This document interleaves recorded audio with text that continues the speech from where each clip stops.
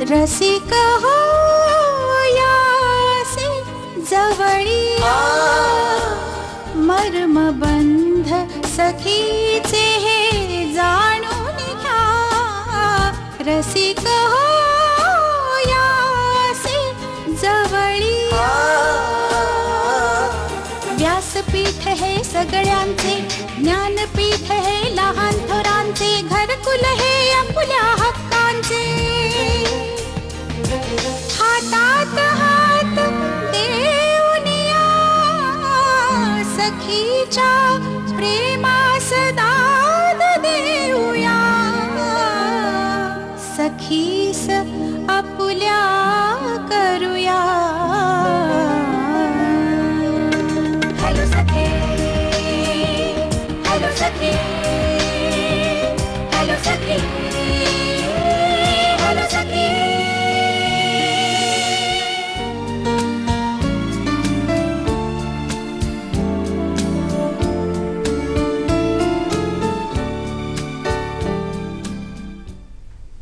नमस्कार.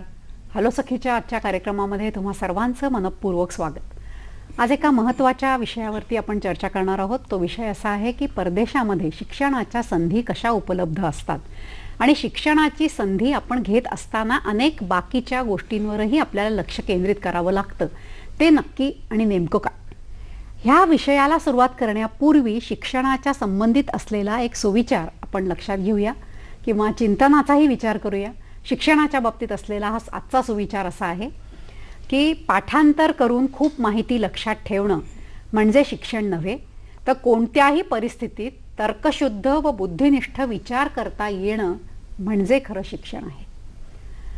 ह्या सुविचारांनीच आपल्या थोड्याशा विचारांची जी गती आहे ती आपण जास्त गतिमान करायचा प्रयत्न करूया. शिक्षण म्हणजे नेमकं काय आणि शिकत असताना विद्यार्थी नेमकं काय शिकतो आणि शिक्षक आणि पालक त्याच्यासमोर नेमकं काय ठेवतात ह्याच्याच वरती अवलंबून असतं की पुढच्या आयुष्यात तो काय करतो. पुढच्या आयुष्यात आपल्याला काय करायचं आहे हा जर तुम्ही अत्यंत वास्तववादी प्रश्न विचारलात तर फक्त 40% मुलांना याचं उत्तर देता येतं आणि 60% मुलं अजूनही संभ्रमित असतात. ह्या संभ्रमाला मग पालक, शिक्षक किंवा समुपदेशक उत्तम मार्गदर्शन करतात आणि त्यानुसार त्यांच्या आयुष्यातली संधी निवडायला मदत होते. जेव्हा आपण परदेशस्थ संधी असं म्हणतो किंवा विशेषतः शिक्षणाची संधी याविषयी आपण बोलतो त्यावेळेला आपल्याला अधिक जागरूक राहण्याची अत्यंत आवश्यकता असते. एक तर पालकांना त्याच्याबद्दल विशेष माहिती नसते, विद्यार्थी तर स्वतः संभ्रमित असतो. अशा वेळेला समुपदेशकाची महत्त्वाची भूमिका अनेक लोक गाजवताना दिसतात आणि ह्या त्यांच्या समुपदेशनानीच परदेशस्थ संधी अधिक जवळ आल्यासारखी वाटते. परदेशी जायचं आणि पैसे भरायचे आणि क्लास करून शिकायचं हे इतकं म्हणता येण्या इतकं सोपं नसतं. परदेशात शिरण्यासाठी काही गोष्टींची आवश्यकता असते, काही गोष्टींची तयारी करणं गरजेचं असतं. त्याच्यानंतर पासपोर्ट आला, मग व्हिसा आला. अगदी खरं सांगायचं ना तर पासपोर्ट म्हणजे काय हे सुद्धा शहरातल्या लोकांना नाही पण ग्रामीण भागातल्या विद्यार्थ्यांना समजावून सांगावं लागतं. त्याच्यासाठी सुद्धा त्यांची तयारी करून घ्यावी लागते. परदेशस्थ संधी कशी असते, ती कुठे असते, ती कुठल्या देशामध्ये असते हे सुद्धा समजणं खूप गरजेचं असतं. तेव्हा आजचा आपला जो विषय आहे हा 2 भूमिकेतून आहे. एक समुपदेशकाच्या भूमिकेतून आहे आणि एक पालकाच्या भूमिकेतून आहे. तेव्हा आज आमंत्रित करताना आम्ही 2 जण असेच बोलवलेले आहेत की जे एक पालकाची भूमिका मांडतील आणि दुसरे समुपदेशकाची मांडतील आणि संधी कुठे आणि कशा उपलब्ध आहेत ह्याच्याबद्दल माहिती करून देतील. आपण आज ज्यांना आमंत्रित केलं त्यांची आपण चटकन ओळख करून घेऊया. हे आहेत विजय परळकर. नमस्कार. हॅलो सखीमध्ये मी तुमचं मनापासून स्वागत करते. विजय परळकरांच्या बद्दल जर सांगायचं झालं तर मी थोडक्यात असं म्हणेन की आंतरराष्ट्रीय शिक्षण सल्लागार म्हणून त्यांनी गेले 13 वर्ष काम बघितलेलं आहे. आत्ता मी ज्या ज्या काही अडचणी सांगितल्या त्या प्रत्येक अडचणींवर मात करण्याचं सामर्थ्य त्यांच्यामध्ये आहे आणि संधी कुठे उपलब्ध आहेत ह्याचं उत्तम ज्ञान त्यांच्याकडे आहे. त्यामुळे ह्या तिन्ही बाजूनी एखाद्या विद्यार्थ्याला जर परदेशी पाठवायचं असेल तर उत्तम सल्लागार ही भूमिका सुद्धा ते अत्यंत चांगल्या पद्धतीने बजावत असतात. आपल्याकडे जे आज दुसऱ्या बोलवल्या आहेत त्यांचं नाव आहे नीता गोडबोले. नमस्कार. हॅलो सखीमध्ये मी तुमचं मनापासून स्वागत करते. आत्ताच मी म्हटलं की नीता गोडबोले ह्यांचा मुलगा थोड्याच दिवसात परदेशी शिकायला म्हणून जाणार आहे. एवढंच नाही तर त्या पालकाची भूमिका उत्तम तऱ्हेने मांडणार आहेत.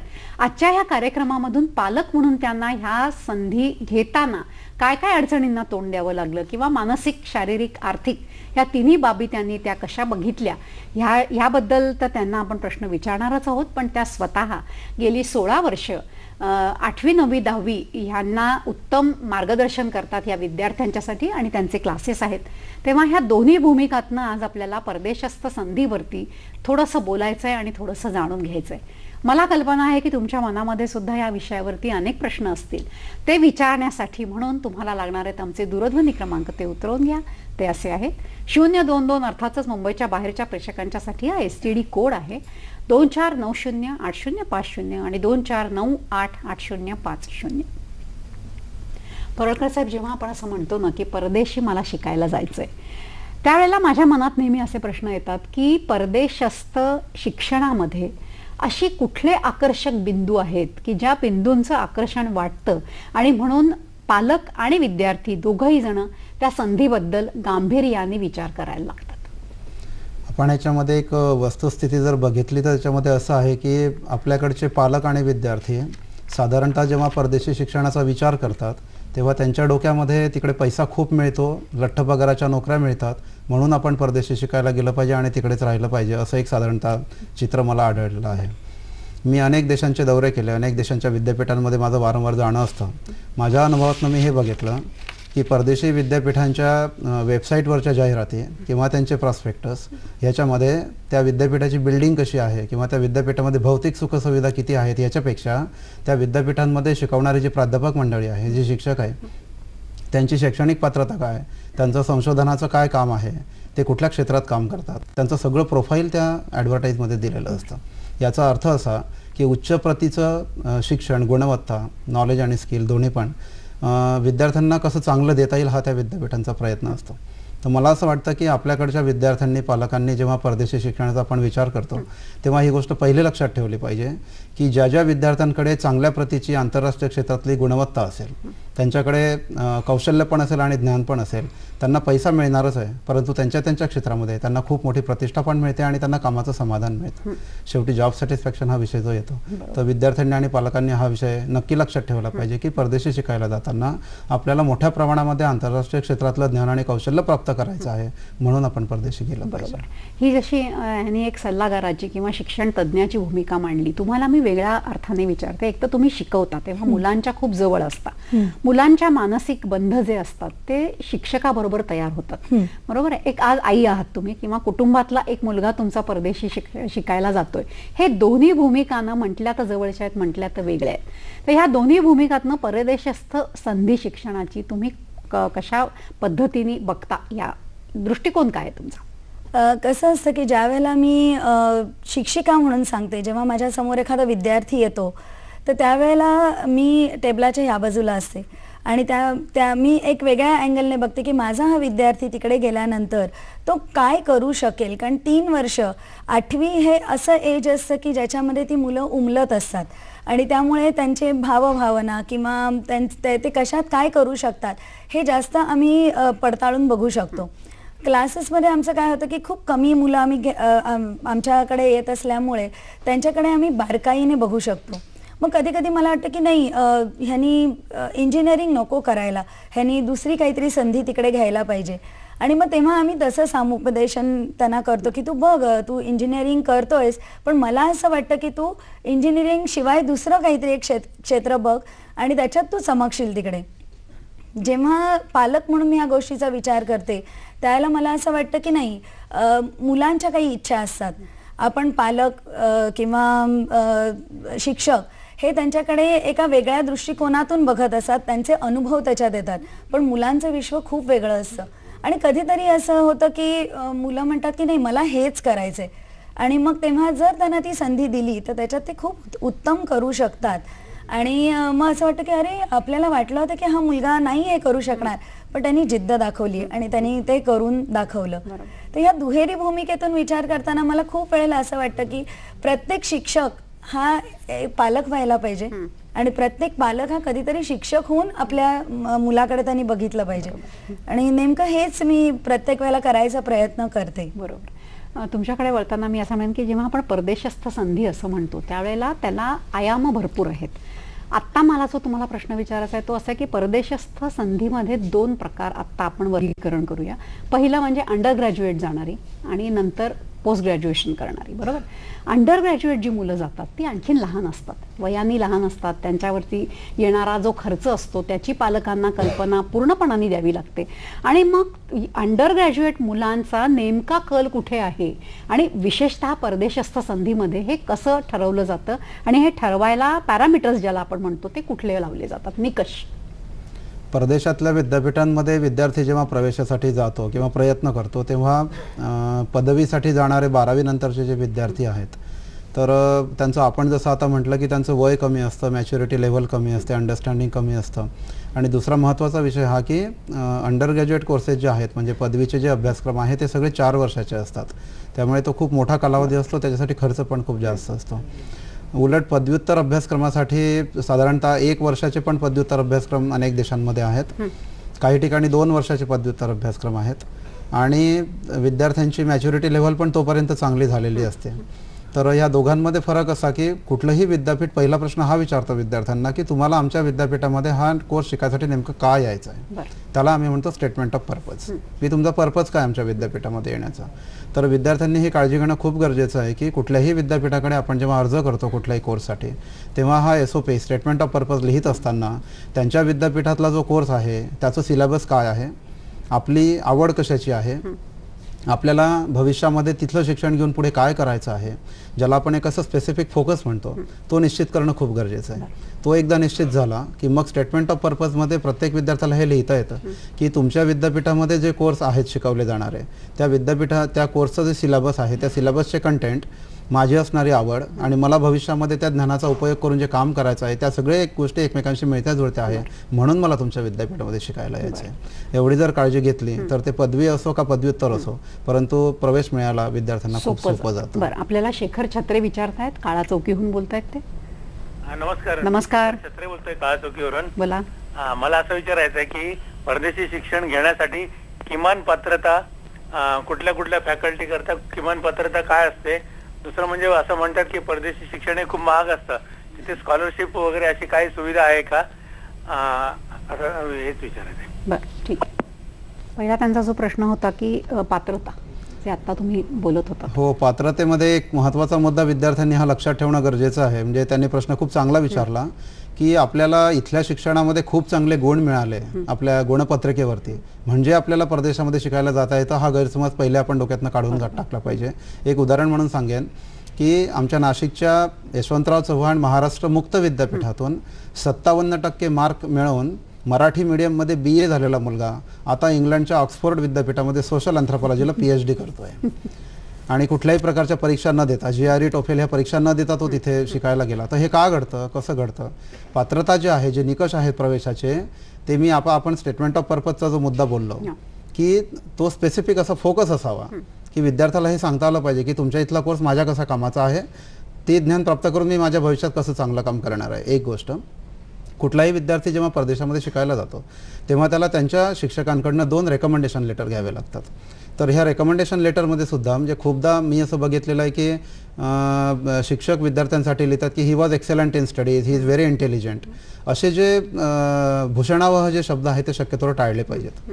उलट त्याच्या व्यतिरिक्त समजा टीचरनी सरळ लिहिलं की त्याला आमच्या अभ्यासक्रमामध्ये 90% गुण मिळाले आणि तो बोर्डामध्ये 3रा मेरिट आला, हे जे वाक्य आहे ह्या वाक्यातनंच कळतं की तो इंटेलिजंट आहे. तर हे जे कंटेंट असतात प्रेझिंग वर्ड्सच्या आतमध्ये लपलेले हे जास्त आपण लिहिले पाहिजेत. तर रेकमेंडेशन लेटर लिहित असताना केवळ आपली स्वतःची खूप स्तुती करून घ्यावी हे टाळलं पाहिजे. वस्तुनिष्ठ दृष्टिकोन जर ठेवला, कारण मुळात तुम्हाला सांगतो की भारतातली विद्यापीठं आणि परदेशातले विद्यापीठं ह्याच्यामध्ये मूळ फरक आहे की आपल्याकडे जे तंत्रज्ञान आहे ते अजूनही थोडंसं मागे आहोत, अद्ययावत अजून आपल्याकडे झालेलं नाही. आणि म्हणून कुठलाही विद्यार्थी जेव्हा शिकतो आपल्याकडे तेव्हा त्याला ह्या सगळ्या मॉडर्न फॅसिलिटीजला तेवढा ॲक्सेस राहत नाही जो तिथे ऑलरेडी असतो. मग टेक्नॉलॉजिकल गॅप जी असते ती भरून काढण्यासाठी आपल्याला टीचरनी सरळ लिहायला हरकत शकत नाही की त्याला इथे ऍक्सेस मिळालेला नाही म्हणून तुमच्याकडे आल्यानंतर त्याला कदाचित थोडंफार सुरुवातीला ऍडजस्ट व्हायला म्हणजे वेळ पारदर्शकता ते जास्ती हा मुद्दा खूप महत्त्वाचा म्हणजे वस्तुनिष्ठ पाहिजे, पॉझिटिव्ह निगेटिव्ह दोन्ही पण ठेवलं पाहिजे, नुसतंच पॉझिटिव्ह सगळं लिहून चालत नाही. दुसरा त्यांचा जो छत्र्यांचा प्रश्न होता की आर्थिक दृष्ट्या काय असावं, स्कॉलरशिप्स वगैरे तर मिळतात. त्यांच्या माहितीसाठी सांगतो की ज्याला इंग्लंडमध्ये शिकायला जायचं आहे त्याला इंग्लंडच्या शासनाची DFID शेअर्ड स्कॉलरशिप स्कीम साठी अर्ज करता येतो, ब्रिटिश चिवनिंग स्कॉलरशिपसाठी अर्ज करता येतो, joint Japan world bank graduate scholarship program आहे त्याच्यासाठी अर्ज करता येतो, एशियन डेव्हलपमेंट बँकेचा स्कॉलरशिप प्रोग्राम आहे, त्यांचे काही विद्यापीठ आहेत. ज्यांना युरोपामध्ये शिकायला जायचं आहे त्यांच्यासाठी इरास्मस मुंडस स्कॉलरशिप प्रोग्राम आहे, हा युरोपियन युनियनचा कार्यक्रम आहे. त्याच्यानंतर ज्याला जर्मनीमध्ये शिकायला जायचं आहे त्याच्यासाठी डार्ड शिष्यवृत्ती मिळते. ज्यांना ऑस्ट्रेलियामध्ये शिकायला जायचं आहे त्यांना ऑस्ट्रेलियन गव्हर्नमेंटची ऑस्ट्रेलियन लिडरशिप अवॉर्ड आणि ऑस्ट्रेलियन एंडिवर अवॉर्ड ह्या दोन्ही स्कॉलरशिपसाठी अर्ज करता येतात. ज्यांना स्वीडनमध्ये शिकायला जायचं आहे त्यांच्यासाठी स्वीडिश इंटरनॅशनल डेव्हलपमेंट कोऑपरेशन एजन्सीच्या स्कॉलरशिप आहे. ज्यांना कॅनडामध्ये जायचं आहे त्यांना सीडा स्कॉलरशिप आहेत, कॅनडियन इंटरनॅशनल डेव्हलपमेंट एजन्सीच्या. फक्त अमेरिकेमध्येच त्यांच्या शासनाची स्कॉलरशिप मिळत नाही कारण अमेरिकन शासनाने गव्हर्नमेंटने त्या विद्यापीठांनाच मान्यता दिली की तुम्ही तुमच्या विद्यापीठामध्ये विद्यार्थी आल्यानंतर त्याला 6 महिन्यामध्ये चेक करा आणि मग त्याची पात्रता ठरवा तो स्कॉलरशिपसाठी इलिजिबल आहे की नाही. पण नॉन अमेरिकन युनिव्हर्सिटीजमध्ये शिकायला जायचं असेल तर आपल्याला त्या विद्यापीठात जाण्याच्या आधीच आपण सगळी स्कॉलरशिप मिळवून त्या ठिकाणी जाऊ शकतो आणि ह्या स्कॉलरशिपमध्ये तुमच्या विमानाच्या तिकीटपासनं तर तुमच्याकडे एक्सेस लगेच झालं तर ते आणण्यासाठी जो अनअकंपनीड बॅगेज अलाउन्स म्हणतो तिथपर्यंतची सगळी व्यवस्था त्या स्कॉलरशिपमध्ये केली. ह्या मुद्द्यावरती आपण निश्चित बोलणार आहोत पण आपल्याला विस महाजन विचारू इच्छित आहेत आणि रत्नागिरीहून बोलतायत ते. हॅलो हॅलो, हा, मी बोला. डॉक्टर विस महाजन बोलतोय रत्नागिरीहून. बोला. माझा प्रश्न असा आहे की भारतातलं शिक्षण पद्धती आणि परदेशातली शिक्षण पद्धती याच्यामध्ये बेसिक स्टँडर्डच्या दृष्टीने काय फरक आहे आणि त्या शिक्षण पद्धतीमध्ये जे मुलांना व्हॅल्यू बेस्ड एज्युकेशन आहे की नैतिक मूल्यांचं शिक्षण दिलं जातं का परदेशामध्ये.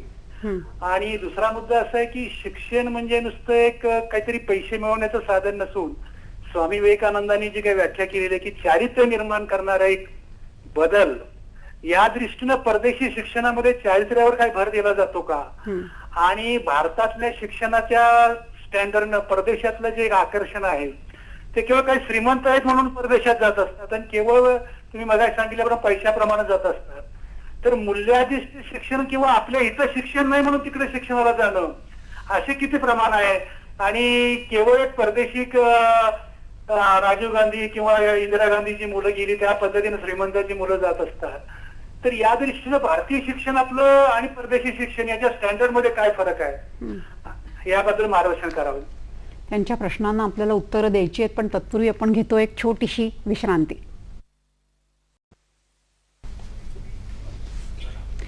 छोट्या विश्रांतीनंतर तुमचं सर्वांचं परत एकदा स्वागत करते. त्यांचे जे प्रश्न होते ते मूल्याधिष्ठित चारित्र्यवान चारित्र्य संपन्न शिक्षण आणि हा फरक जो आहे जो भारतात आहे आणि जो परदेशात आहे तो परदेशात याच्यावरती फोकस केला जातो का आणि बेसिकली त्या दोन ह्याच्यामध्ये स्टँडर्ड आपण जर म्हटलं तर त्याच्यामध्ये फरक काय आहे.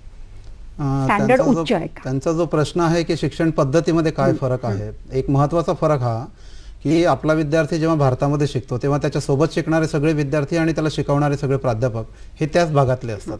त्यामुळे विचारांचं जे आदानप्रदान चालतं ते मर्यादित स्वरूपामध्ये चालतं. उलट आपण जेव्हा परदेशामध्ये शिकायला जातो तेव्हा आपल्यासोबत शिकणारे विद्यार्थी वेगवेगळ्या देशातून आलेले असतात. मग वेगवेगळ्या देशातल्या विद्यार्थ्यांचे जे अनुभव आहे ते आपल्याला सरळ आदानप्रदान त्याचं करता येतं. शिक्षक जे आपल्याला शिकवणारे असतात ते पण वेगवेगळ्या देशांमधले असतात.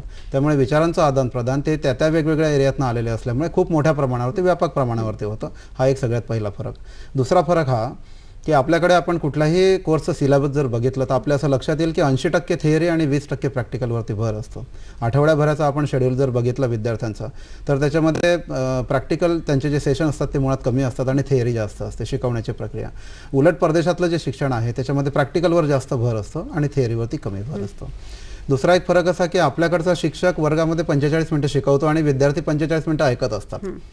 तर हे एकतर्फी शिक्षण आपल्या पद्धती आपल्याकडे जे आहे त्याच्या उलट परदेशामध्ये असं आहे की विद्यार्थ्यांना सहभागी करून घेतलं जातं. एक उदाहरण म्हणून सांगेन की निबंध 15 मार्कांसाठी द्यायचा आहे तर आपल्याकडे शिक्षक सांगतात की महात्मा गांधींवरती निबंध लिहा. त्यांच्याकडे विद्यार्थ्यांना सांगितलं जातं की तुम्हाला ज्या विषयावर वाटेल त्या विषयावरती तुम्ही 15 मार्कांसाठी निबंध लिहा. म्हणजे विद्यार्थ्यांना सहभागी करून घेतलं जातं सगळ्या भागांमध्ये. ह्या काही अशा मूलभूत पण त्यांनी वैयक्तिक काही बदल घडतात का ह्या सगळ्या शिक्षण पद्धतीमुळे, की तुम्हाला व्यक्तिविकास होतो असं काही लक्षात आलेलं आहे? आता दुसऱ्या जे चारित्र्याचा आपण विषय बोलत होतो, खरं म्हणजे माझं स्पष्ट मत आहे स्वतःचं की आपलं घर आणि आपलं कुटुंब ही पहिली शाळा असते. सगळ्याच गोष्टी शाळा आणि महाविद्यालयांमध्ये शिकवल्या जात नाहीत, विशेषतः चारित्र्याच्या. टेक्निकल स्किल आणि नॉलेज आपल्याला शाळा कॉलेजमधून मिळावे हे जसं अपेक्षित आहे, परंतु पालकांकडनं आपल्या अवतीभोवतीच्या वातावरणातून ह्या गोष्टी मिळाव्या हे अपेक्षित आहे. परंतु आता मी परदेशामध्ये वेगवेगळ्या देशांमध्ये जेव्हा जातो तेव्हा माझ्या असं लक्षात आलं की आपली स्वतःची निरीक्षण शक्ती किती चांगली आहे त्याच्यावर पण खूप गोष्टी अवलंबून. मी नेदरलँडमध्ये गेलो तेव्हा बघितलं की तिथला पंतप्रधान सुद्धा सायकलने ऑफिसमध्ये जातो. नोबेल पारितोषिकं मिळालेली माणसं सायकलने जातात. आपल्याकडे अजूनही सायकलला ती काही प्रतिष्ठा मिळालेली नाही.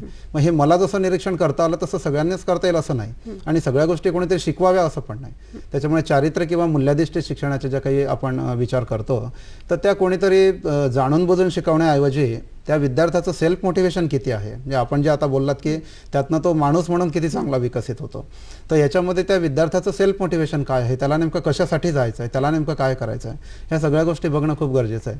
पण तिथली जी व्यवस्था आहे ती व्यवस्था मात्र मूल्याधिष्ठित शिक्षणाला पोषक अशी आहे. एक उदाहरण आपल्याला आपण खूपदा वाचतो ऐकतो की आपण चॉकलेट खाल्ल्यानंतर सुद्धा त्याचं जे कव्हर आहे ते सुद्धा कोणी असं रस्त्यावरती सहज फेकत नाही. मग ते आपल्यावर आहे अवलंबून की आपण फेकावं की न फेकावं, किंवा आपण सिग्नल तोडून पुढे जाण्याची जी घाई करतो आपल्याकडे, आपण तिकडे गेल्यावर आपल्याला बरोबर कळतं की अवतीभोवती कोणी काही नसेल तरी पण सिग्नल तोडू नये. या सगळ्या आपल्या स्वतःचे निरीक्षण करण्याच्या बाबी आहेत. म्हणून चारित्र्य संपन्न किंवा मूल्याधिष्ठित शिक्षणाचा जेव्हा विचार आहे तेव्हा आपण नुसतं शाळा आणि महाविद्यालयांवरती अवलंबून राहण्यापेक्षा ती भारतातली असो का परदेशातली असो, मला असं वाटतं की आपलं कुटुंबातले संस्कार, आपल्या अवतीभोवतीचं वातावरण, त्याची आपली निरीक्षण शक्ती याचा पण विचार करणं खूप गरजेचं. थोडासा त्यांचा रोख श्रीमंत आणि पैसेवाले ह्यांच्यावरती पण होता की पैसा आहे तुमच्याकडे म्हणूनच तुम्ही परदेशी शिकायला जाता, असा थोडासा रोख वाटला. ह्याच्यावरती नेमकं तुम्हाला काय म्हणायचं? कारण ह्याच्याच आधी आपण स्कॉलरशिपबद्दलही बोललो होतो की ज्याला जो पात्र आहे तो तिथे जाऊ शकतो. तुमच्याकडे पैसा आहे हा भागच खूप वेगळा आहे. तर तुमचा अनुभव एवढ्या वर्षाचा काय सांगतो नक्की? माझा अनुभव असा आहे की पैसे तुमच्याकडे असण्याचा आणि परदेशामध्ये शिकायला जाण्याचा एकमेकांशी काहीही संबंध नाही. फक्त एवढंच की ज्यांना ज्ञान नाही, ज्यांना माहिती नाही शिष्यवृत्ती कुठून मिळते, कशी मिळते, का मिळते, कोणाला मिळते, काय केलं पाहिजे ते मिळवण्यासाठी, आपल्याकडे काय असावं लागतं, या सगळ्या गोष्टी ज्यांना माहिती आहे त्यांना पैशाची काळजी करण्याची मुळीच आवश्यकता नाही. आता आमचे शेकडो विद्यार्थी परदेशामध्ये गेले, त्यातले बहुतेक सगळे विद्यार्थी शिष्यवृत्त्या मिळवून गेलेले आहेत. ते स्वतःचा पैसा खर्च करून गेलेले नाही. परंतु अनेकांच्या डोक्यात हा जो गैरसमज असतो की आपण जेव्हा व्हिसा घ्यायला जातो तेव्हा आपल्याला बँक बॅलन्स दाखवावं लागतं, हा जो शब्दप्रयोग वापरला जातो आणि मग मुलांच्या मनामध्ये धास्ती. म्हणजे आई वडिलांची पात्रता आधी सिद्ध करावी लागते, मगच तुम्हाला जायचं की नाही हे त्यांचं काउन्सिलेट ठरवेल. पण असं नाही. वस्तुस्थिती ही आहे की त्यांच्या देशात जेव्हा शिकायला जायचं असतं तेव्हा तिथल्या शिक्षणाचा तुमचा खर्च कोण करणार आहे याचा पुरावा त्यांना फक्त पाहिजे. म्हणजे स्वतः खर्च करणार असतील ते आपल्या आई वडिलांचा पैसा दाखवतात. ज्यांनी बँकेतनं कर्ज घेतलं असेल त्यांच्याकडे बँकेचं पत्र असतं की आम्ही या शिक्षणासाठी याला कर्ज दिलेलं आहे. ज्याला शिष्यवृत्ती मिळालेली असते त्याच्याकडे शिष्यवृत्ती मिळाल्याचं पत्र असतं. ते पत्र जर असेल तर बाकी बँक बॅलन्सचा विषय कुठे येत नाही. बरोबर आहे. डॉक्टर श्रीकृष्ण पाडगावकर आपल्याला विचारतायत, बघूया काय म्हणताय. हॅलो, नमस्कार मॅडम. नमस्कार. माझे दोन प्रश्न आहेत. पहिला प्रश्न असा आहे की एखादा विद्यार्थी 12वी भारतामधून पास झालाय आणि त्याला अचानक त्याच्या वडिलांची समजा कॅनडा किंवा अशा परदेशामध्ये त्याला वडिलांना नोकरी लागली, त्यामुळे त्याला शिक्षण घेण्याची वेळ आलेली आहे परदेशामध्ये. तर त्या दृष्टीने त्याला कशी पूर्वतयारी करणं आवश्यक आहे किंवा त्याबाबतीत आपलं म्हणणं काय आहे? दुसरा प्रश्न असा आहे की असं म्हटलं जातं की जागतिकीकरणामुळे परदेशामधलीच विद्यापीठ आता भारतामध्ये यायला लागली आहेत, तर तशी परदेशात जाण्याची गरज नाही असं म्हटलं जातं, तर यामध्ये कितपत तथ्य आहे? धन्यवाद. दोन्ही प्रश्नाची उत्तरं तुम्हाला. ह्यांचा जो पहिला प्रश्न आहे तो हा की वडिलांची बदली झाली त्यामुळे 12वी झालाय मुलगा, पण त्याचं पुढचं स्टेटस काय असेल, त्याला काय करावं लागेल, तयारी काय करावी लागेल? परदेशी विद्यापीठांमध्ये 2 कॅटेगरीजमध्ये विद्यार्थ्यांना विभागलं जातं. एक कॅटेगरी असते त्यांच्या देशातले विद्यार्थी आणि दुसरी असते इंटरनॅशनल स्टुडंट्स. तर एखाद्या विद्यार्थ्याचे पालकच समजा तिथे जाणार असतील तर त्याला त्यांच्या देशातल्या विद्यार्थ्यांच्याच कॅटेगरीमध्ये घातलं जातं आणि म्हणून मग त्यांच्या देशातल्या विद्यार्थ्यांसाठी ज्या काही सोयी सवलती तिथे उपलब्ध असतील त्या त्यांना सरळ तिथे लागू होतात. म्हणजे तो भारतातनं गेलेला जरी असेल पण तो इंटरनॅशनल स्टुडंट म्हणून मग त्या कॅटेगरीमध्ये तिथे मोडत नाही. मग आपण आता जे बोलतो आहे सगळं की विद्यार्थ्यांनी हे सगळं SOP, statement of purpose, recommendation letter हे सगळं करावं, तो मग तिथे प्रश्न येत नाही. मग तिथे त्यांना कुठला कोर्स पाहिजे तो निवडावा आणि मग त्यांच्या ज्या काही तिथल्या विद्यार्थ्यांसाठी ज्या काही सोयी सवलती असतील त्या सरळ मार्गाने त्यांचा दुसरा जो प्रश्न होता की भारतातच हल्ली विद्यापीठ तयार होत आहेत, त्यामुळे मग परदेशी म्हणजे हे खरं आहे का, आणि खरं असलं तर तुमचं त्याच्यावरती मत काय? ह्याला एक खरं म्हणजे खूप चांगला प्रश्न आहे की एक उदाहरण घ्या, केम्ब्रिज आणि ऑक्सफोर्ड विद्यापीठांनी त्यांच्या शाखा समजा भारतामध्ये उघडल्या, तर तिथला जो दर्जा आहे शिक्षणाचा, तो दर्जा इथे त्यांना प्राप्त होईल असं नाही. म्हणजे दोनमध्ये काही ना काहीतरी फरक नक्कीच राहणार आहे. एक उदाहरण म्हणून घ्या की डेन्मार्कची गाय दिवसाला 54 लिटर दूध देते, म्हणून ती गाय जर आपण भारतामध्ये आणली आणि तिला जर आपण या ठिकाणी वाढवलं, इथलं आपलं चारा, पाणी, वातावरण, 42 डिग्री सेंटीग्रेड आपलं टेम्परेचर, तर मला असं वाटत नाही की जी गाय डेन्मार्कमध्ये जेवढं दूध देते तेवढं ती भारतात देईलच, याची काही शक्यता पण नाही. भारतातली जाफराबादी तरी देऊ शकेल ना? ती देऊ शकेल, पण ते कन्सिस्टंट नाही, ती काही कालावधीपुरते देईल. बरं. म्हणजे ते शॉर्ट टर्म परफॉर्मन्स असतं, आपण त्याला म्हणतो. तर परदेशी विद्यापीठं जरी भारतामध्ये आले तरी तिथली शिकवणारी प्राध्यापक मंडळी जोपर्यंत इथे पूर्णपणाने येऊन राहत नाही, काम करत नाही, तोपर्यंत तिथली जी गुणवत्ता आहे ती आपल्या इकडे आपण निर्माण करू शकणार नाही. त्याला कदाचित आणखीन पुढे 10 वर्ष वेळ लागेल असं मला वाटतं. तन्वी चव्हाण आपल्याशी बोलतायत, नाशिकहून बोलतायत. बोला. मी तन्वी चव्हाण बोलते. बोला, आपला प्रश्न विचारा.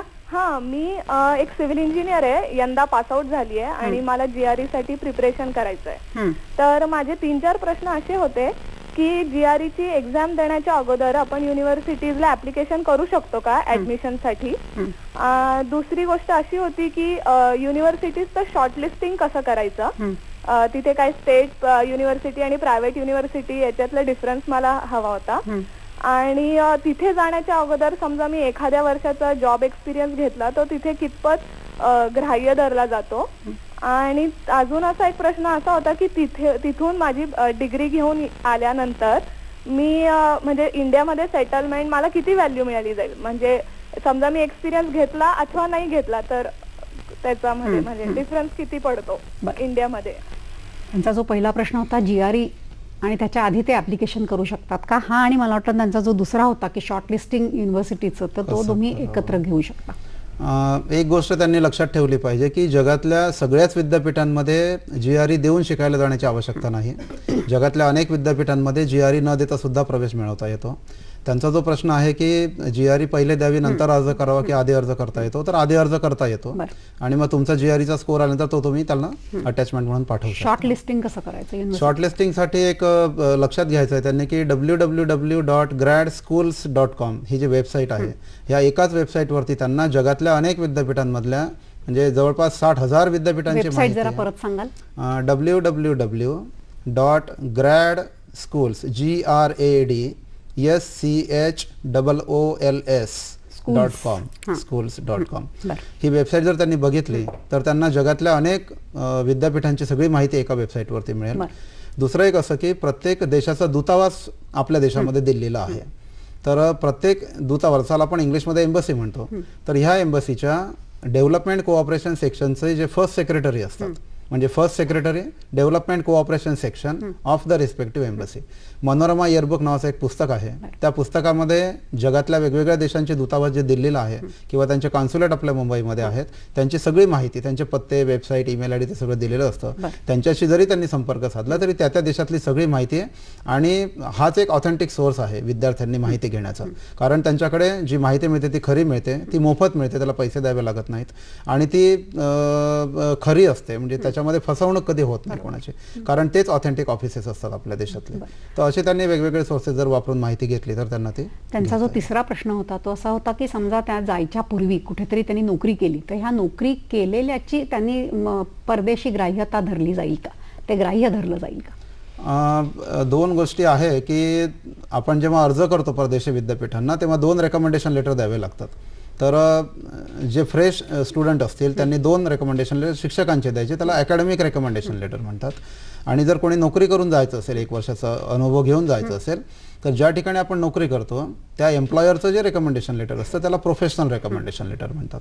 मग 1 अकॅडमिक आणि 1 प्रोफेशनल असं जर आपण दिलं तर त्यांच्या गुणवत्तेमध्ये वाढ आहे असं समजलं जातं आणि त्यांना प्रवेश प्राधान्याने दिलं. बरोबर. त्यांचा जो शेवटचा प्रश्न होता तोही खूप महत्त्वाचा होता की आता समजा त्या सिव्हिल इंजिनियर आहेत असं म्हणतात, ते ह्याचा अर्थच असा आहे की त्या MS करायला परदेशी चाललेले आहेत. MS झाल्यानंतर इथे भारतात जर परत आल्या तर ते ॲडेड एज्युकेशन जे आहे त्याला ॲडेड व्हॅल्यू त्यांना इथे मिळू शकेल का?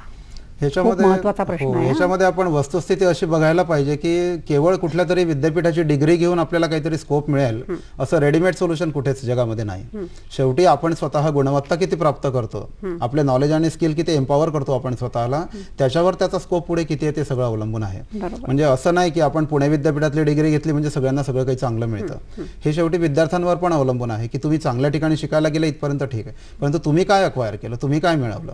मग तुमच्यामध्ये गुणवत्ता असेल तर तुम्हाला कुठेही जगाच्या कुठल्याही कोपऱ्यामध्ये, नुसतं भारतात येऊनच नाही तर कुठल्याही कानाकोपऱ्यांमध्ये तुम्हाला ते संधी मिळवता येते. म्हणून नुसतं डिग्री सर्टिफिकेटच्या भरवशावरती काहीतरी चांगलं मिळेल असं न समजता आपण ती गुणवत्ता प्राप्त करून घेतली पाहिजे आणि मग त्या आधारावरती आपण आपलं भविष्य चांगलं घडवलं पाहिजे हे आपण लक्षात. भारत वावळ आपल्याशी बोलतात, डोंबिवलीहून बोलतात ते. डोंबिवलीहून भारत वावळ बोलतोय. मॅडम, माझा प्रश्न असा आहे की आपल्या देशातील विद्यार्थी जेव्हा परदेशामध्ये म्हणजे इंग्लंड, अमेरिकेमध्ये इतर देशामध्ये जातात, त्याहीपेक्षा रशियामध्ये साधारण मेडिकल फॅकल्टीमध्ये म्हणजे MBBS किंवा MD सारख्या त्या कोर्सेसना किंवा शिक्षणाला अधिक कमी करता येतो. तर हे शिक्षण तिकडे घेतल्यानंतर हे विद्यार्थी इंडियात आल्यानंतर ते प्रॅक्टिस करू शकतात का? याला सरकारी मान्यता सुद्धा असते का? याबद्दल काही शिक्षण देणार काय? धन्यवाद. त्यांचा महत्त्वाचा प्रश्न आहे. रशियात हल्ली बरेच लोक मेडिकलसाठी म्हणून जातात आणि इथे खर्च पण कमी आहे. तर काय त्यांच्या मनात जो संभ्रम आहे तो तुम्ही कसा दूर करणार की ते इथे आल्यानंतर प्रॅक्टिस करू शकतात का? आणि गव्हर्नमेंटची त्याला रेकमेंडेशन आहे का आपल्या गव्हर्नमेंट? या गोष्टी जेव्हा आमच्या कानावरती येतात की मेडिकल एज्युकेशनसाठी रशियामध्ये जाण्याचं प्रमाण जरा आजकाल हल्ली जास्त वाढत आहे आणि त्याचं मी जेव्हा कारण शोधलं तेव्हा माझ्या असं लक्षात आलं की रशियातले विद्यापीठं ही आपल्या विद्यार्थ्यांना लवकर ऍडमिशन देतात. जे पैसा कमी लागतो हा विषय आहेच, परंतु रेकमेंडेशन लेटर किंवा स्टेटमेंट ऑफ पर्पज किंवा त्या विद्यार्थ्यांची गुणवत्ता, जसं आपल्याकडे मॅनेजमेंट कोटा असतो भारतातल्या काही विद्यापीठांमध्ये, मग त्याच्यामध्ये विद्यार्थ्यांची गुणवत्ता बघितली जात नाही, खूप लवकर प्रवेश मिळतो. तर आपल्याकडे साधारणतः मानसिकता अशी आहे की जी गोष्ट सोप्या सरळ पद्धतीने मिळेल ती आपण घेतली पाहिजे आणि म्हणून तो रशियाकडे जाण्याचा ओढा निर्माण झालेला आहे. दुसरी बाजू अशी की इंडियन मेडिकल असोसिएशनची रशियातल्या मेडिकल एज्युकेशनला डायरेक्ट मान्यता नाही. म्हणून रशियातनं जो मुलगा शिकून इथे येतो त्याला आपल्या इथली एक्झाम द्यावी लागते आणि मग त्याच्यानंतर त्याला प्रॅक्टिस करण्याची परमिशन मिळते. बरोबर. मी तर तुमच्याकडे वळताना मी असं म्हणेन की आज तुमच्या कुटुंबातला एक मुलगा परदेशी शिक्षणासाठी म्हणून जातोय.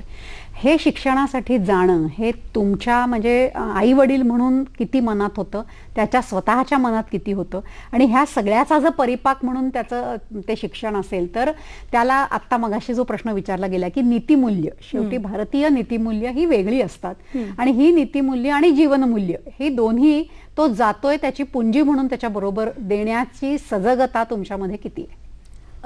या बाबतीमध्ये मी खूप छान हे सांगेन की आपली मानसिकता कशी वेगळी आहे. माझ्याकडे एक जर्मन कपल आलं होतं राहायला आणि रात्री खूप उशिरा त्यांची फ्लाईट आली आणि मी आणि माझा मुलगा आणायला गेलो होतो. तर त्यांनी 3-3दा मला माझी अपॉलॉजी मागितली की वी आर सॉरी, एवढ्या रात्री तुम्हाला यायला लागलं. आणि ते माझ्या मुलाकडे वळले आणि सहज म्हणाले की तुला तर काय, तू रात्री बाहेरच असशील.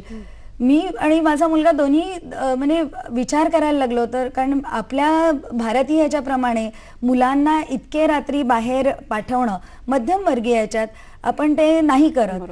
तर मी म्हटलं की नाही, माझा मुलगा नाही बाहेर जात. तर म्हणाला का, तो नाईट लाईफ नाही एन्जॉय करत? आणि तेव्हा माझ्या मनामध्ये असा विचार आला की अरे वाय नॉट, की आपण का या गोष्टीचा विचार करत नाही. तरी मी पुढे जाऊन त्याला म्हटलं की नाही, आम्ही मध्यमवर्गीय माणसं नाही असं बाहेर पाठवत एवढ्या उशिरा मुलांना.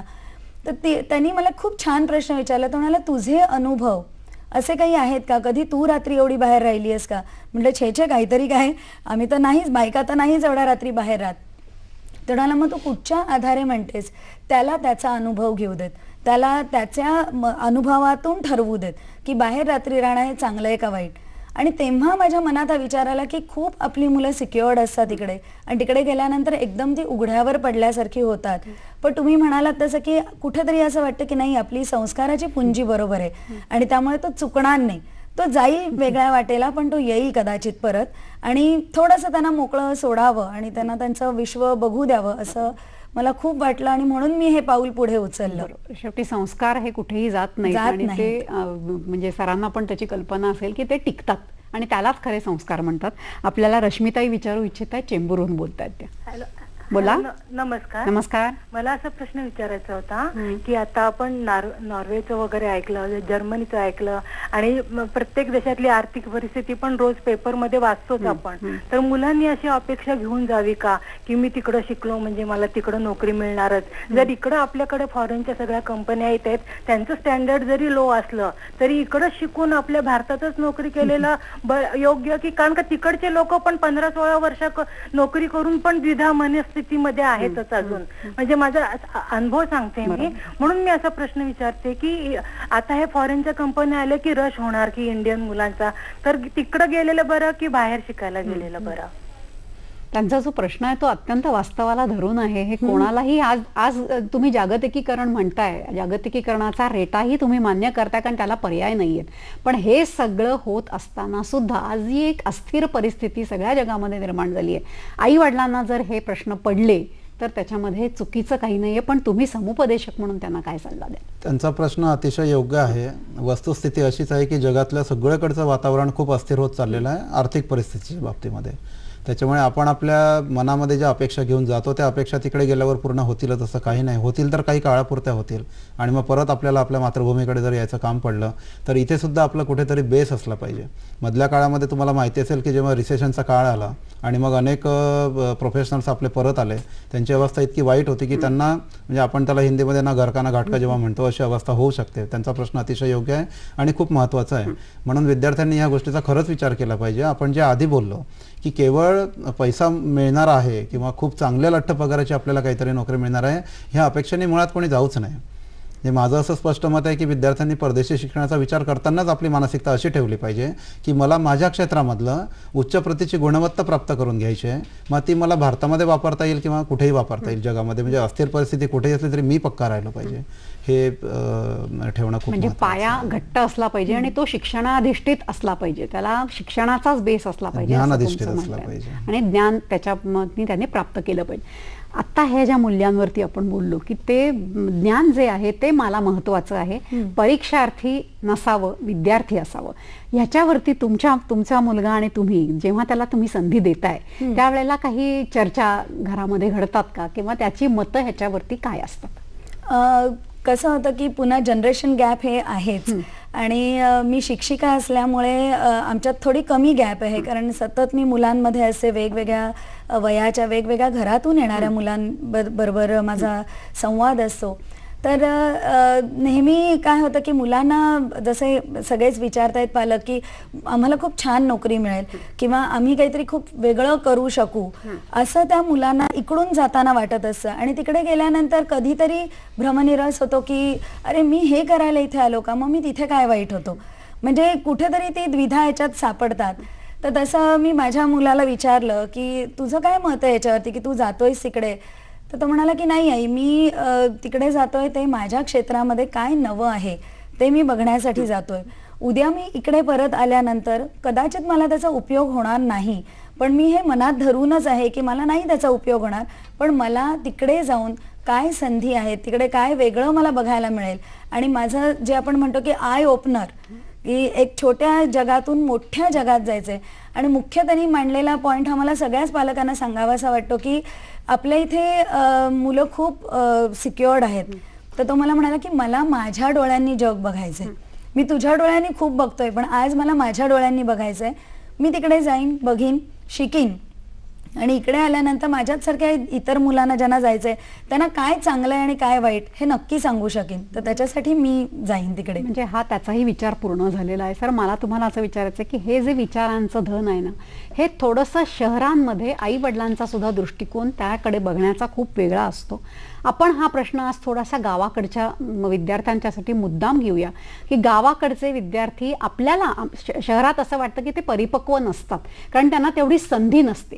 परिपक्वतेत त्यांच्यामध्ये गुणवत्ता नसते असं नाही, पण संधी नसते. आई वडील सुद्धा एक वेगळ्या पद्धतीने विचार करत असतात. आजूबाजू सुद्धा परिसराचं भान, शेवटी तुम्ही सगळेजण परिसरातनं आपण शिकत असतो. परिसरही तितकासा म्हणावा तितका त्यांना फेवरेबल नसतो. तर अशा वेळेमध्ये त्यांना जर मनामध्ये जास्त विकल्प उत्पन्न झाले तर अशा वेळेला त्यांनी जायचं कुठे आणि नेमका विचार घट्ट आणि पकडून ठेवायचा असेल तर काय करायचं? समुपदेशक म्हणून माझ्याकडे जे पालक आणि विद्यार्थी येतात, गावाकडचे पण खूप येतात. ते आमचे जे मी सांगितलं की शेकडो विद्यार्थी परदेशामध्ये गेले, त्यातले बहुतेक विद्यार्थी ग्रामीण भागातलेच होते. माझं निरीक्षण असं आहे या बाबतीमध्ये की 2 प्रकार असतात.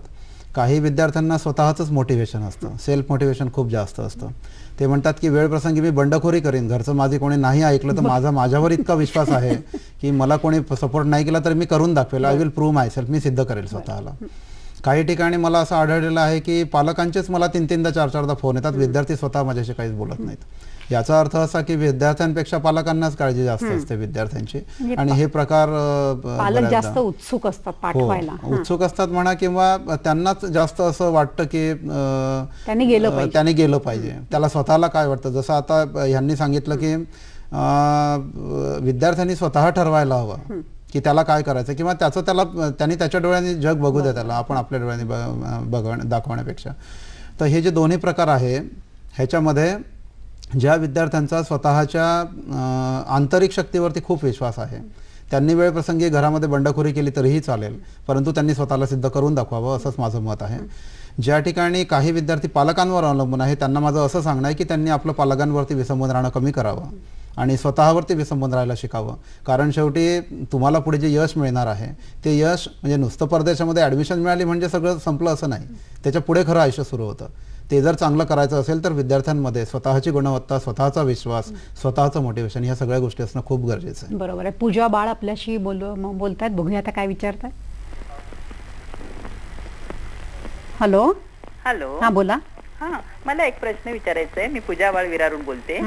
हॅलो, माझी मुलगी MBBS झालेली आहे आणि आता ती स्किन मध्ये MD करते DNB कूपर हॉस्पिटलला. ती 3rd इयरला आहे आणि तिचे शिक्षण, आता मला असा एक प्रश्न विचारायचा की तिचे शिक्षण पूर्ण झाल्यानंतर समजा तिला बाहेरच्या जगात म्हणजे देशात कुठल्या जायचं असेल तर स्किनसाठी कुठल्या देशात त्याला स्कोप आहे आणि काय स्कोप आहे ते जर मला सांगा. डर्मेटॉलॉजी ती करते, तर त्याच्यानंतर काय स्कोप आहे, म्हणजे स्किन स्पेशालिस्ट होती ती MBBS नंतर, तर त्याच्यासाठी कुठल्या देशामध्ये स्कोप आहे असं त्यांना विचारायचं. पण आपल्याला तुमच्या ह्या प्रश्नाला त्यांना उत्तर द्यायचंय, पण तत्पूर्वी आपण घेतोय क्षणाची विश्रांती. छोट्याशा विश्रांतीनंतर तुमचं सर्वांचं परत एकदा स्वागत करते. आपला कार्यक्रम पुढे आपण चालू ठेवणारच आहोत. पूजा ताईंच्या प्रश्नाला उत्तर आपल्याला निश्चित द्यायचं आहे, पण तत्पूर्वी आपण बघूया की शनिवारच्या म्हणजेच 27 तारखेचा हॅलो सखीचा विषय काय. तर 27 तारखेचा आपला हॅलो सखीचा विषय आहे संगीत साधना. त्याच्यामध्ये आपण वाद्यसंगीतावरती कार्यक्रम करणार आहोत. सहभागी होणार आहेत अजीम खानजी, पंडित जितेंद्र गोरेजी आणि सुलक्षणा फाटक. सूत्रसंचालन करतील शुभांगी गोडबोले आणि संपर्कासाठी दूरध्वनी क्रमांक आहे 24908050, 24988050. त्यांचा जो प्रश्न होता की MBBS तिने केलं आहे आणि MD करते, तर स्किन स्पेशलिस्ट म्हणजे स्किनला तिला संधी मिळावी अशा काही युनिव्हर्सिटीची तुम्हाला माहिती आहे का? आपण जेव्हा आता बोलत होतो तेव्हा सांगितलं की आपल्या देशामध्ये प्रत्येक देशांचे जे दूतावास आहेत दिल्लीला, तर त्याचे पत्ते, त्याचे ईमेल ID, त्याचे वेबसाईट सगळे मनोरमा इयरबुकमध्ये किंवा इंटरनेटवरती उपलब्ध आहेत. तर तिथून त्यांनी पहिल्यांदा माहिती घ्यावी की त्यांना कुठले असे हॉस्पिटल्स आहे वेगवेगळ्या देशांमध्ये की जिथे त्यांच्या डर्मेटॉलॉजीला उपलब्धता आहे, वॅकन्सीज अवेलेबल आहे. ही एक गोष्ट. दुसरी गोष्ट अशी की एकदा कळलं त्यांना की ह्या देशामध्ये, उदाहरणार्थ इंग्लंडमध्ये किंवा अमेरिकेमध्ये एखादा हॉस्पिटल आहे जिथे त्या ठिकाणी अप्लाय करू शकतात, वॅकन्सी आहे, तर त्यांनी एक गोष्ट लक्षात ठेवली पाहिजे की मेडिकल प्रोफेशनल्सला क्लिनिकल प्रॅक्टिस असल्यामुळे त्यांना त्या देशातली पहिल्यांदा एक्झाम द्यावी लागते. ती एक्झाम क्लिअर केल्याशिवाय त्यांना त्या ठिकाणी प्रॅक्टिस करता येत नाही. तर त्या देशाची माहिती, क्लिनिकल प्रॅक्टिसची कशी असेल, काय असेल, ती सगळी माहिती त्यांना first secretary development cooperation section of the respective embassy त्यांच्याकडनं सहज मिळवता येते. किंवा ज्या हॉस्पिटलमध्ये त्यांना इच्छा आहे अर्ज करण्याची, त्या हॉस्पिटलला सरळ विचारलं तरी पण चालतं. परंतु त्यांची क्वालिफाईंग एक्झाम दिल्याशिवाय त्यांना क्लिनिकल प्रॅक्टिस त्या देशामध्ये करता येत नाही. एवढं मात्र त्यांनी लक्षात ठेवणं गरजेचं आहे. नीता, तुमच्याकडे मी असा प्रश्न विचारते की जेव्हा आपण एखादं मूल आपलं परदेशामध्ये पाठवतोय तेव्हा सल्लागार आणि समुपदेशन ह्याची गरज खरोखर त्या कुटुंबाला आणि त्या विद्यार्थ्याला किती असते? ह्याला कारण मी तुम्हाला सांगते की मनातला प्रश्न अत्यंत स्पष्ट आहे. प्रत्येक कोपऱ्यावरती हल्ली हे सगळी दुकानं उघडून लोक बसलेली आहेत. ह्याची विश्वासार्हता आपल्याकडे दुर्दैवाने स्टँडर्डायझेशन किंवा असं आज तरी नाही आहे. ती येण्याची गरज आहे की स्टँडर्डच आम्हाला कळत नाही. कुठला तरी एक कमी पैशात आम्हाला सल्ला देतो म्हणून आम्ही त्याच्याकडे जातो. असं नाही आहे की कमी पैसा म्हणजे वाईट सल्ला. हे मला अजिबात म्हणायचं नाहीये, पण कोपऱ्या कोपऱ्यावर असलेली दुकानं आणि त्याच्यामध्ये असलेली ऑथेंटिसिटी हे कितपत तपासून घ्यावं, तुम्हाला काय वाटतं? खूपच मला असं वाटतं की अशा माणसांची गरज खूप आहे आता, आणि ज्यांच्याकडे जेन्युइन इन्फॉर्मेशन आहे. तर आपल्याकडे काय झालंय, आपल्याकडे म्हणण्यापेक्षा जगातच की जाहिरातींचं युग आहे, आणि त्यामुळे विजयजींसारखी माणसं भेटतातच असं नाही.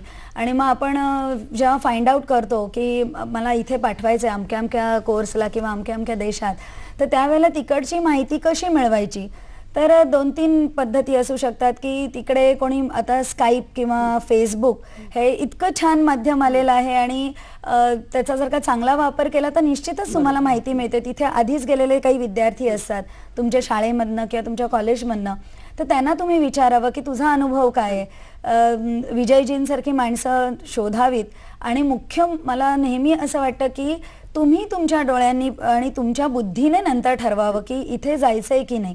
कारण हे सामुपदेशक तुम्हाला सांगतील किंवा तुम्ही काही टेस्ट करून घेतला तर त्याच्यामधनंही तुम्हाला कळेल, पण शेवटी जो न्यायाधीश आहे तो तुम्हालाच व्हावं लागतं की मला हे करायचंय की मला हे करायचं नाहीये. आणि त्यासाठी मला असं वाटतं की फेसबुक किंवा स्काईप किंवा अशी जी काही साधनं आहेत तर त्याच्यावरती ह्या विद्यार्थ्यांची तिकडे असणाऱ्या माणसांशी संपर्क साधावा की मला यायचंय, मी काय करू. आणि अतिशय महत्त्वाची गोष्ट जी एक शिक्षिका म्हणून मला वाटते की शाळेमध्ये मुलं लँग्वेजेसना महत्त्व देत नाहीत. कारण मॅथ्स सायन्स हे इतके विषय मोठे वाटतात मुलांना की लँग्वेज काय होईल, काही करायची गरज नाही. पण जेव्हा परदेशात जातात त्यावेळेला तुम्हाला जेव्हा ते विचारतात की any other foreign language non, तर तिथे आपले रकाने एम्प्टी राहतात, कारण तिथे काहीच नसतं, ना फ्रेंच येत असतं ना जर्मनी येत असतं. बरं, मुलांना सांगितलं तरी त्यांना तो कंटाळा असतो नंतर शिकायचा. त्यामुळे लँग्वेजेसकडे खरोखर खूप महत्त्व आहे की तुम्ही शाळेपासून लक्ष द्या, जे फॉरेन लँग्वेजेस आहेत ती शिकून घ्या, कारण तिथे गेल्यानंतर तुम्हाला निश्चित त्याचा फायदा होतो. बरोबर आहे. दीपक हिरे आपल्याशी बोलतायत, नाशिकहून बोलतायत ते. हॅलो. हॅलो. हा, बोला. नमस्कार मॅम. नमस्कार. नमस्कार सरांना आणि मॅमला पण. माझा प्रश्न सरांना असा आहे की माझं एका युनिव्हर्सिटीमध्ये ऍडमिशन ऑलरेडी झालंय, तर सरांनी जसं स्कॉलरशिप बाबतीत सांगितलं आधी की भेटते असं, तर त्याचं एलिजिबिलिटी क्रायटेरिया काय असतो एक्झॅक्टली? ह्याच्यामध्ये एक खूप महत्त्वाचा मुद्दा आहे. म्हणजे आपण जसं नेहमी बोलतो की प्रत्येकाला वाटतं मला खूप पैसा मिळाला पाहिजे म्हणून परदेशात जायचं आहे. असं जर आपण कुठल्या स्कॉलरशिपच्या फॉर्ममध्ये लिहिलं तर आपल्याला जगातली कुठलीही एजन्सी स्कॉलरशिप देत नाही. मग देतं कशाच्या आधारावरती, तर आपण त्यांच्या प्रश्नांची जी उत्तरं देतो. कुठल्याही स्कॉलरशिपच्या अप्लिकेशन फॉर्ममध्ये काही प्रश्न विचारलेले असतात. त्यातला महत्त्वाचा प्रश्न हा असतो की तुम्हाला मिळालेल्या नवीन ज्ञानाचा उपयोग कशासाठी करणार आहे आणि काय करणार आहे. मग याचं उत्तर असं असावं की समाजामध्ये जे काही प्रश्न आहेत, आपल्या अवतीभोवती जे काही प्रश्न आहे त्याची सोडवणूक करण्यासाठी मला त्याचा उपयोग कसा करायचा आहे, असा सोशल ॲटिट्यूड कोणाचा असेल तरच अशा विद्यार्थ्यांना स्कॉलरशिप मिळते. एक उदाहरण म्हणून घ्या की MBA फायनान्स केल्यानंतर कोणाला वाटतं की मी एखाद्या बँकेचा मॅनेजिंग डायरेक्टर झालो पाहिजे, तर अशा विद्यार्थ्याला कुठेही स्कॉलरशिप मिळणार नाही, कारण तो त्याच्या स्वतःसाठी शिकतोय. परंतु त्याने जर सांगितलं की मला बचत गटांची जी चळवळ चाललेली आहे त्याची अर्थव्यवस्था मला मजबूत करायला माझ्या ज्ञानाचा उपयोग करायचा आहे, तर मात्र त्याला कोणीतरी नक्की स्कॉलरशिप देईल. तर आपल्या ज्ञानाचा उपयोग सामाजिक कार्यासाठी करण्याची जर इच्छा असेल आणि आपण तसं जर त्या व्यक्त केलं त्या प्रश्नांच्या उत्तरांमध्ये, तर शिष्यवृत्ती मिळण्याची शक्यता जास्त असते. थोडासा वाकडा प्रश्न विचारते मी. मगासपासून माझ्या मनामध्ये हा प्रश्न आहे. मी अत्यंत मोकळेपणाने आणि पारदर्शकतेने विचारते की हे SOP हा जे आपण सांगतोय विद्यार्थ्यांना, हे कुठेतरी मॅनिप्युलेट करतोय असं वाटत नाहीये का तुम्हाला? की माझ्या मनामध्ये म्हणजे तुम्हाला युनिव्हर्सिटीला हे प्रेझेंट करायचं आहे म्हणून तुम्ही अशा पद्धतीने हे व्हा. मग ते विचार आणि मॅनिप्युलेशन ह्याच्यामध्ये आपण एकदा म्हणतो की आपण व्हॅल्यूज देतोय, मुलांना काय पाहिजे ते त्यांना कळू दे आणि ते समोर ठेवू दे, त्यांची हिंमत असू दे असं म्हणतोय, आणि दुसऱ्या बाजूने आपण असं शिकवतोय म्हणजे आपणच कुठेतरी एक चित्र आहे आणि वेगळं चित्र निर्माण करतोय, असं नाही का वाटत सर? अतिशय चांगलं. म्हणजे तुम्हाला एक वस्तुस्थिती म्हणून सांगेन की समजा एखाद्या विद्यार्थ्यांनी असा SOP कॉपी पेस्ट करून कुठून तरी तयार केला इतर विद्यार्थ्यांचा पाहून. जसे बायोडेटामध्ये आजकाल ऑब्जेक्टिव्ह स्टेटमेंट असतात, त्या ऑब्जेक्टिव्ह स्टेटमेंटचा अर्थ सुद्धा त्याला माहिती नसतो. मग ही सगळी अप्लिकेशन फॉर्म विद्यापीठात गेला की विद्यापीठातली मंडळी ह्याला फोन करून याचा इंटरव्ह्यू घेतात टेलिफोनवरती, आणि मग इंटरव्ह्यू घेतल्यानंतर तो SOP त्यांनी कॉपी पेस्टिंग करून तयार केलेला आहे की स्वतः तयार केला आहे हे मात्र त्या लोकांच्या लगेच लक्षात येतं, आणि मग त्याच्यानंतर त्याला ॲडमिशन द्यायची की नाही हे ठरवलं जातं. म्हणजे नुसताच SOP चांगला तयार केला आणि पाठवला म्हणजे सगळं संपलं असं नाही. तर जेव्हा टेलिफोनिक इंटरव्ह्यू घेतले जातात विद्यार्थ्यांचे, त्याच्यामध्ये खरंच चेक केलं जातं की या विद्यार्थ्याची मानसिकता कशी आहे, आणि तिथे तो उघडा पडतो. म्हणजे खोटं जे असतं ते उघडं पडतंच शेवटी कुठे ना कुठेतरी. म्हणूनच मी मगाशी सांगितलं की आपण नुसतंच पॉझिटिव्ह ॲटिट्यूडनी सगळं चांगलं दाखवण्यापेक्षा आपल्यामध्ये ज्या कमतरता आहे त्या आपण दाखवल्या पाहिजे. त्यांना कळलं पाहिजे की आपली वस्तुस्थिती काय आहे, आणि मग त्यानुसार ते लोक काळजी घेऊन आपल्याला बरोबर आपली व्यवस्था करतात. आता हा जो मुद्दा आहे ना, आपण थोडासा पुढे आणूया, मी तुमच्याकडे टाकते की नकारात्मक भूमिका आणि सकारात्मक भूमिका ह्या सुद्धा खूप महत्त्वाच्या असतात. विशेषतः जेव्हा तुम्ही तुमचे नातेवाईक, आई वडील, घर हे सगळं सोडून परदेशी जात असता, त्यावेळेला नकारात्मक काही गोष्टी आपल्या आयुष्यात घडणार आहेत, सगळं सकारात्मक घडत नाही. आणि इथे आपण असलो तर आपल्याला सपोर्ट असतो, पण परदेशी असलो की तो सपोर्ट मिळण्याचे चान्सेस कमी होतात. तर ह्या पद्धतीची मानसिकता आई वडिलांनी द्यावी, आणि जर द्यायची असेल तर ती कशा प्रकारची असावी असं तुम्हाला वाटतं? द्यायला तर हवीच आहे, कारण बाहेरच्या देशात गेल्यानंतर तुम्ही म्हणालात तसं की तुम्हाला सपोर्टच नसतो. पण एक खूप छान गोष्ट होते तिकडे, म्हणजे की एका मित्र म्हणून वेगवेगळ्या देशांची मुलं जवळ येतात, कारण ती प्रत्येक जणच आपला देश, आपलं घर सोडून आलेली असतात. तर त्यामुळे त्यांना वेगवेगळे चांगले मित्र मिळतात, त्याच्यातून विचारांची देवाणघेवाण होते.